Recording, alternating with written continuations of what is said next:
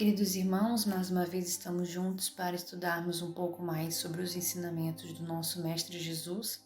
Usaremos como base o livro Parábolas e Ensinos de Jesus, pelo Espírito Caibar Schutel, e faremos a complementação com o livro 2 do Estudo Aprofundado da Doutrina Espírita, Ensinos e Parábolas de Jesus, parte 1.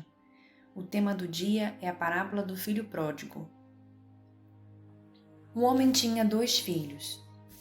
Disse o mais moço a seu pai: Meu pai, dá-me a parte dos bens que me toca. E ele repartiu os seus haveres entre ambos. Poucos dias depois, o filho mais moço, ajuntando tudo o que era seu, partiu para um país longínquo e lá dissipou todos os seus bens, vivendo dissolutamente. Depois de ter consumido tudo, sobreveio àquele país uma grande fome e ele começou a passar necessidades. Então foi encostar-se a um dos cidadãos daquele país e este o mandou para os seus campos a guardar porcos.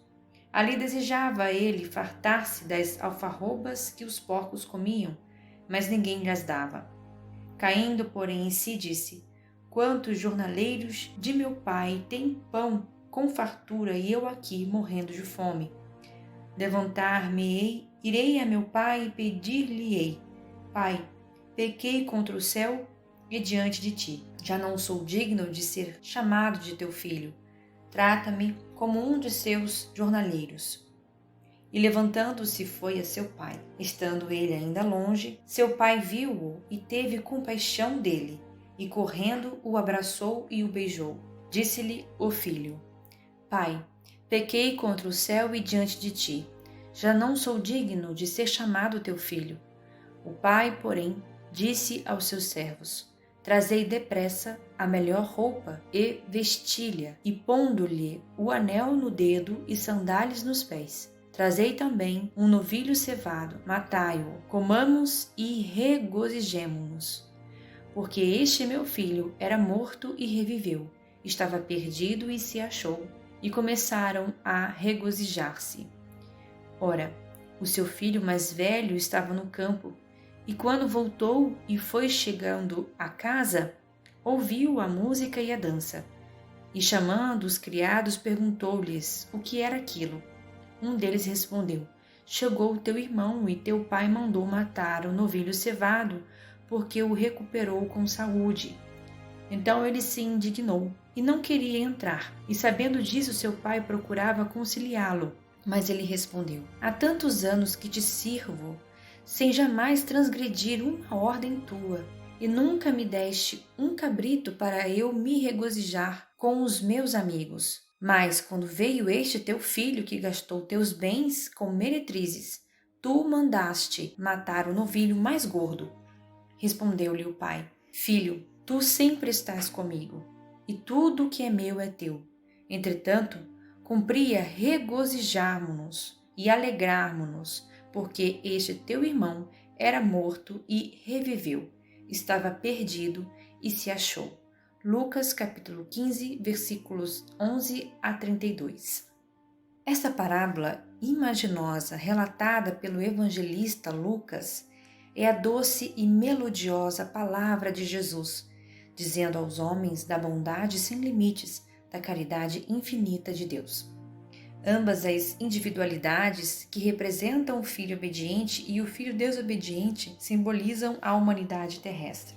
O pai de ambos aqueles filhos simboliza Deus. Uma pequeníssima parte da humanidade personificada no filho obediente se esforça por guardar a lei divina e permanece, portanto, na casa do pai.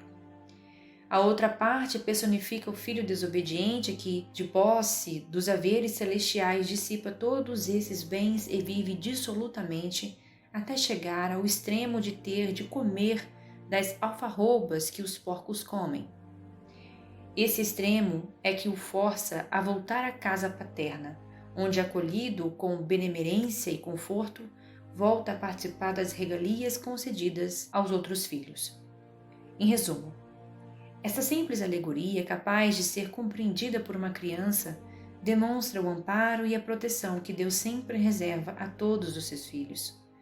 Nenhum deles é abandonado pelo Pai Celestial. Tenha os pecados que tiver, pratique as faltas que praticar, porque se é verdade que o filho chega a perder a condição de filho, o pai nunca perde a condição de pai para com todos, porque todos somos criaturas suas. Estejam eles onde estiverem, quer no mundo, quer no espaço, quer neste planeta, quer em país longínquo, ou seja, noutro planeta, com um corpo de carne ou com um corpo espiritual. O Pai a nenhum despreza, a nenhum abandona, porque nos criou para gozarmos da tua luz, da tua glória e do teu amor. O Pai Celestial não é o Pai da carne e do sangue, pois, como disse o apóstolo, a carne e o sangue não podem herdar o reino de Deus. A carne e o sangue são corruptíveis. Só o Espírito é incorruptível. Só o Espírito permanece eternamente. O Pai Celestial é Espírito, é Deus de verdade, Deus vivo. Por isso, seus filhos também são espíritos que permanecem na imortalidade. A luz, a verdade e o amor não foram criados para os corpos, mas sim para as almas. Como poderia Deus criar um filho pródigo, a não ser para que ele, depois de passar pela experiência dura do mal que praticou, voltar para o seu Criador e, arrependido, propor o não mais ser perdulário, mas adaptar-se à vontade divina e caminhar para os destinos felizes que lhes estão reservados? Como poderia Deus criar uma alma ao lado de um inferno eterno? Que pai é esse que produz filhos para mandá-los atormentar para sempre? A parábola do filho pródigo é a magnificência de Deus e, ao mesmo tempo, o solene e categórico protesto de Jesus contra a doutrina blasfema, caduca e irracional das penas eternas do inferno, inventada pelos homens.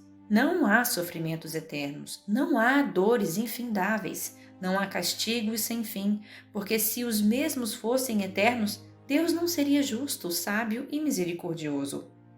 Há gozos eternos, há prazeres inextinguíveis, há felicidades indestrutíveis por todo o infinito, esplendores por toda a criação, amor por toda a eternidade. Erguei as vossas vistas para os céus. O que vedes? Um manto estrelado sobre vossas cabeças, chispas luminosas vos cercam de carícias, fulgurações multicores vos atraem para as regiões da felicidade e da luz. Olhai para baixo, para a terra, para as águas. O que vedes? Essas chispas, essas luzes, essas estrelas, essas cintilações retratadas no espelho das águas, nas corolas das flores, nos tapetes verdejantes dos campos. Porque das luzes nascem as cores. São elas que dão colorido às flores, que iluminam os campos, que agitam as águas. Ó homem, onde quer que estejas, se quiseres ver com os olhos do Espírito, verás a bondade e o amor de Deus animando e vivificando o universo inteiro. Tanto embaixo como em cima, à esquerda como à direita, se abrires os olhos da razão, verás a mesma lei sábia, justa e equitativa regendo o grão de areia e o gigantesco sol que se balança do espaço, o infusório que emerge, a gota d'água e o espírito de luz que se eleva sereno às regiões bem-aventuradas da paz. A lei de Deus é igual para todos. Não poderia ser boa para o bom e má para o mal, porque tanto o que é bom quanto o que é mal estão sob as vistas do Supremo Criador, que faz do mal bom e do bom melhor, pois tudo é criado para glorificar o seu imaculado nome. Não há privilégios nem exclusões para Deus. Para todos ele faz nascer o seu sol. Para todos faz brilhar suas estrelas. Para todos deu o dia e a noite. Para todos faz descer a chuva. Toda a criatura humana, no momento de irreflexão, se afasta de Deus e, dissipando os bens que o Criador a todos doou, se entrega a toda sorte de dissoluções, a dor e a miséria. Eles terríveis aguilhões do progresso espiritual ferem rijo a sua alma orgulhosa até que, no momento supremo de angústia, ela possa elevar-se para Deus e deliberar reentrar no caminho da perfectibilidade. Então, que, como o filho pródigo, o homem transviado, tocado pelo arrependimento, volta-se para o pai carinhoso e diz: Pai, pequei contra o céu e contra ti, já não sou digno de ser chamado teu filho. E Deus, nosso amoroso Criador, que já o havia visto em caminho para dele se aproximar e rogar, abre àquele filho as portas da regeneração e lhe faculta todas as dádivas, todos os dons necessários para esse grandioso trabalho da perfeição espiritual. Está escrito no Evangelho que houve um banquete com música e festa à chegada do filho pródigo à casa paterna. Está escrito mais que o pai mandou ver a melhor roupa para vestir o filho que voltou, as melhores sandálias para lhes resguardar os pés, e ainda lhe colocou no dedo um belo anel. Tal foi a alegria que teve, e tal é a alegria nos céus, quando uma alma transviada para os céus se volta.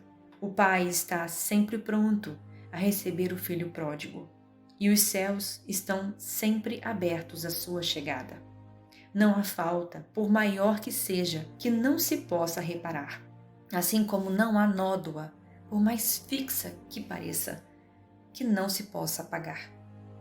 Tudo se retempera, tudo se corrige, tudo se transforma, do pequeno para o grande, do mal para o bom, das trevas para a luz, do erro para a verdade, tudo limpa, tudo alveja, tudo reluz ao atrito do fogo sagrado do progresso, tudo se aperfeiçoa, tudo evolui.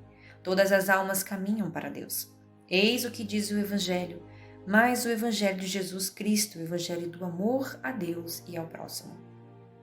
Completando a parábola, vemos que o filho pródigo recebeu os bens, saiu de casa, esbanjou-os dissolutamente numa vida desregrada.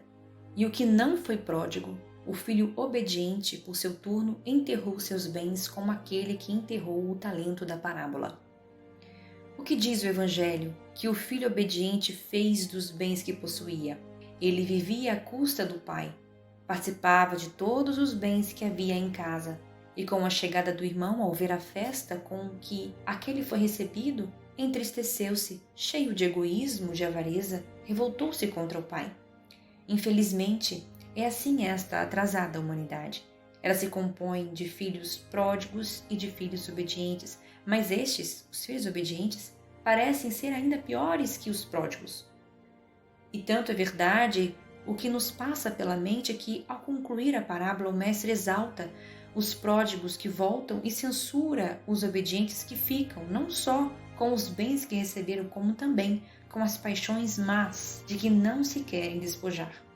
Mas a humanidade progride, e este mundo passará à hierarquia mais elevada com a vinda de espíritos melhores, que nos orientarão para o bem e o belo, para a realização total dos nossos destinos.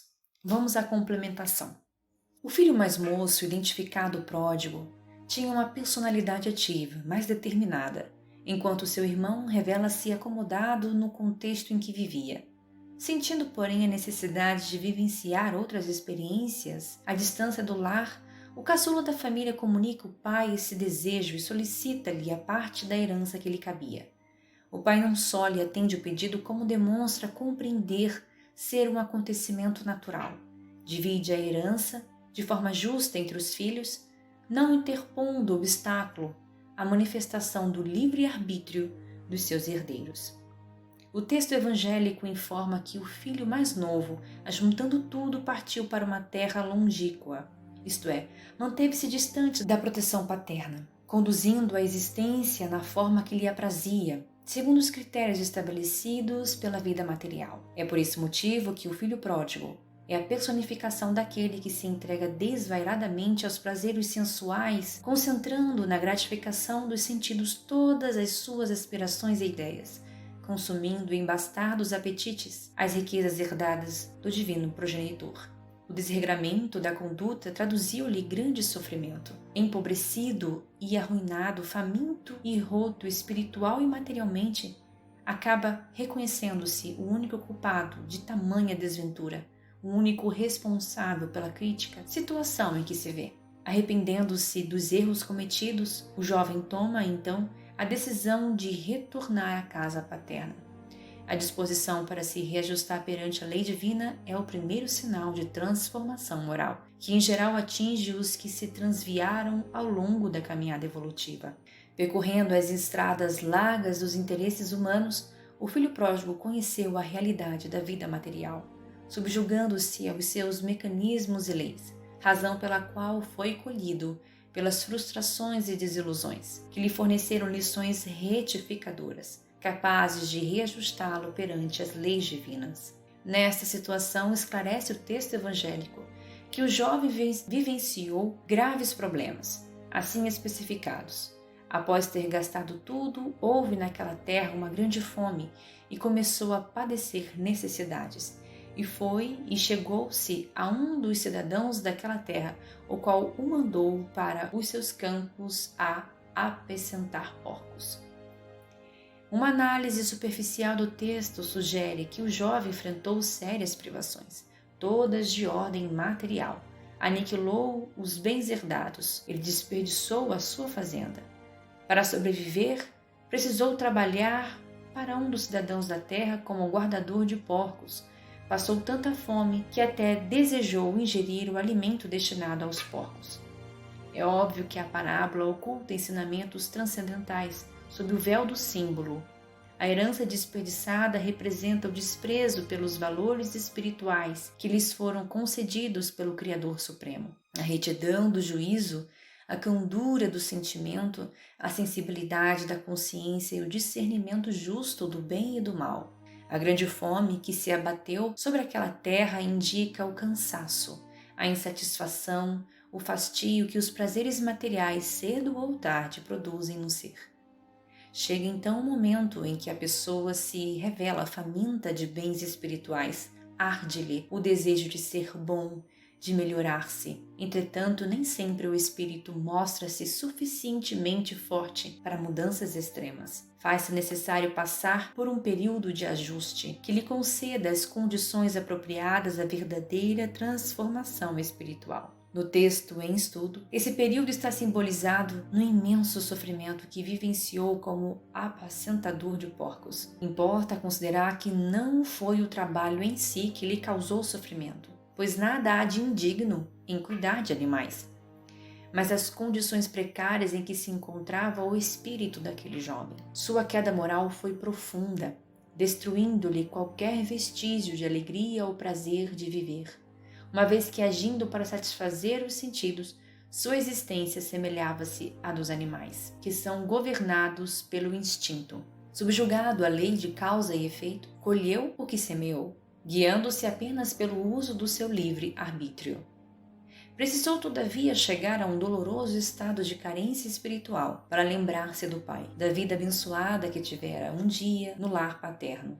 Esta foi, porém, a brecha espiritual que lhe permitiu reconhecer os erros cometidos, admitir a situação de indigência espiritual em que se encontrava e, arrependido, impor nova diretriz à sua existência. Reconhecemos, neste sentido, que há filhos pródigos de diferentes tipos na humanidade. Examinando-se a figura do filho pródigo, toda a gente idealiza um homem rico, dissipando possibilidades materiais nos festins do mundo.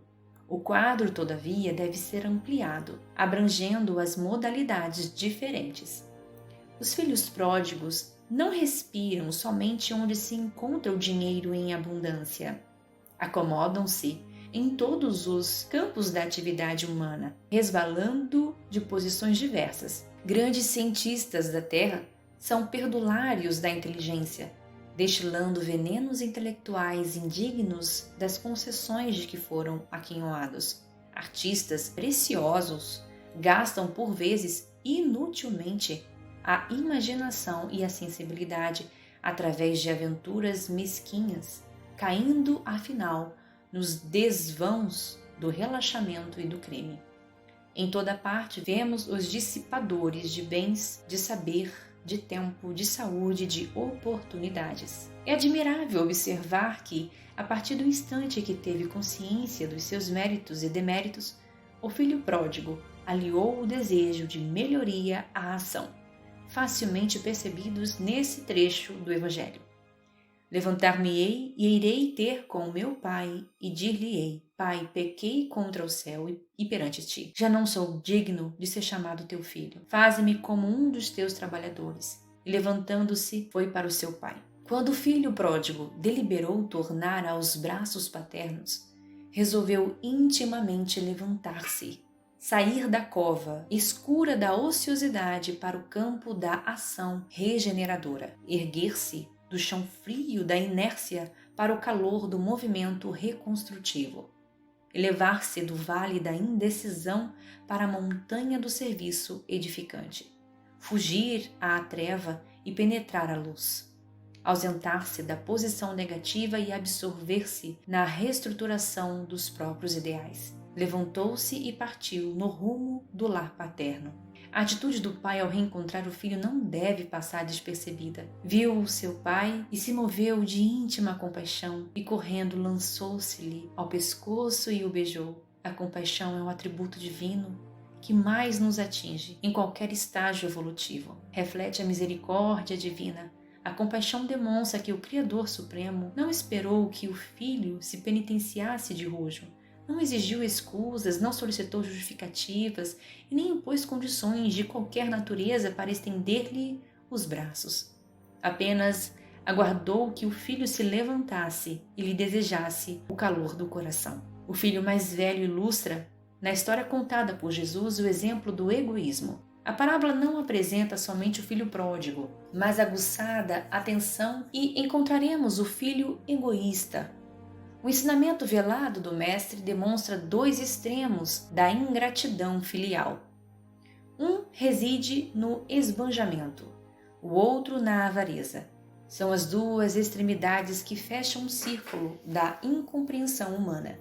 De maneira geral, os crentes apenas enxergaram o filho que abandonou o lar paterno, a fim de viver nas estroinices do escândalo, tornando-se credor de todas as punições, e raros aprendizes conseguiram fixar o pensamento na conduta condenável do irmão que permanecia sob o teto familiar, não menos passível de repreensão. Observando a generosidade paterna, os sentimentos inferiores que o animam sobem à tona e ei-lo na demonstração de sovinice. Contraria-o a vibração de amor reinante no ambiente doméstico. Alega como autêntico preguiçoso os anos de serviço em família. Invoca, na posição de crente vaidoso, a suposta observância da lei divina e desrespeita ao genitor, incapaz de partilhar-lhe o justo contentamento. Esse tipo de homem egoísta é muito vulgar nos quadros da vida, ante o bem-estar e a alegria dos outros. Revolta-se e sofre através da secura que o aniquila e do ciúme que o envenena. Ora, o amor verdadeiro não se ajusta aos padrões da contabilidade tradicional. É espontâneo, natural, não cobra, não exige. No entanto, aquele servidor aparentemente correto, por estar presente de modo ostensivo na casa do pai, realizando as suas obrigações, revelou-se egocêntrico, intransigente, mesmo que as explicações concedidas pelo pai fossem lógicas e ponderadas. Filho, tu sempre estás comigo, e todas as minhas coisas são tuas. Mas era justo alegrarmos-nos e regozijarmos-nos, porque este teu irmão estava morto e reviveu, tinha se perdido e foi achado. Verificamos assim que nem sempre o que permanece na casa do Pai, cumprindo deveres e obrigações, está efetivamente transformado no bem. Pode revelar-se mesquinho e egoísta, julgando-se o único merecedor das atenções e cuidados do Pai. Da mesma forma, nem todo dissoluto, o que prioriza as sensações materiais em detrimento das conquistas espirituais. É criatura má. Ele pode, inclusive, revelar virtudes que estão abafadas pelo gênero de vida que leva. Essas virtudes irão manifestar-se no momento apropriado, servindo de recursos para admitir erros cometidos e reajustar condutas. Devemos reconhecer, em suma, que o filho pródigo é sempre alguém que pecou, sofreu, amou. A dor despertou-lhe os sentimentos, iluminou-lhe a consciência, converteu-o. A humildade, essa virtude que levanta os decaídos e engrandece os pequeninos, exaltou-o, apagando todas as máculas do teu espírito, então redimido. O mesmo não aconteceu com outro irmão. Isso nos faz recordar que Jesus, antes mesmo de contar essa parábola, afiançou: digo-vos que assim haverá alegria no céu por um pecador que se arrepende, mais do que por 99 justos que não necessitam de arrependimento. Dessa forma, a recepção que o pai deu ao filho pródigo traduz-se em lição inesquecível: a alegria do acolhimento ao filho mais jovem, o melhor vestido, o anel e as alparcatas, assim como o banquete, a festa e a música, foram concessões que expressam a misericórdia divina perante as propostas de mudança dos que, sob os fundamentos da humildade, se arrependem. Por outro lado, essa boa receptividade provoca ciúmes e inveja do filho mais velho, que ainda não se encontrava livre do ciúme, da inveja e do egoísmo, julgando-se o único merecedor dos cuidados e atenção do genitor. Trata-se de uma atitude mesquinha e rancorosa do primogênito, que busca justificá-la por meio da alegação pueril de jamais ter se afastado do lar. O pródigo, ao seu ver, deve ser excluído do lar. O mal do egoísta é muito mais profundo, está muito mais radicado que a do pródigo. O pródigo tem qualidades ao lado dos defeitos. Aquele, ou seja, o egoísta, não tem vícios, mas igualmente não tem virtudes. O egoísta não esbanja os dons, esconde-os, como um avarento esconde as moedas. Não mata, porém é incapaz de arriscar um fio de cabelo para salvar alguém. Não rouba, mas também não dá. Não jura falso, mas não se abalança ao mais ligeiro incômodo na defesa do inocente. Seus atos e atitudes são invariavelmente negativos. Tais pecadores acham-se, por isso, mais longe de Deus que os demais, apesar das aparências denunciarem o contrário. O egoísta encontra muitas dificuldades para levar avante os propósitos da própria melhoria espiritual, uma vez que raramente considera as necessidades e as virtudes do próximo.